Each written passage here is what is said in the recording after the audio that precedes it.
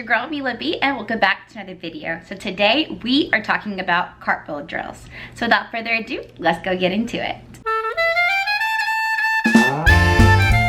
So the first drill that I like to have my athletes do is a cartwheel holding themselves up in a split handstand against the cheese mat.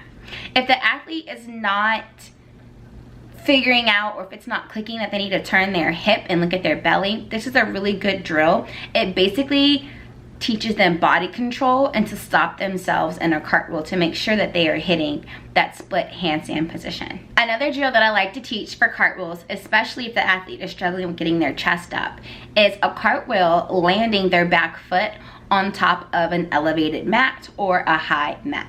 By doing this, this is really teaching the athlete to get their chest up and to not have their chest down. It also teaches them to squeeze and make sure that they are balancing correctly. Something fun that I love to incorporate in my drills is cartwheels, putting their hands down on top of bean bags and picking the bean bag up in the middle of the cartwheel.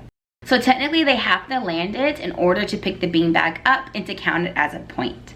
I love doing this because it teaches the athlete to really not give up and to really make sure they stick their landing when landing in a lunge.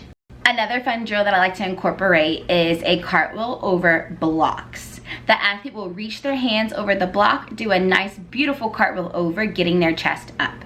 If the athlete does not get their chest up, then they are risking falling over on top of the blocks and knocking them down. These are some fun cartwheel drills that I like to incorporate into my lesson plans. This also helps athletes with landing their cartwheel correctly, getting their chest up, and making sure they are turning their hip and hitting that split handstand position. So with that being said, you're to do like, share, comment, don't forget to subscribe, and I'm gonna catch you in my next video. Bye!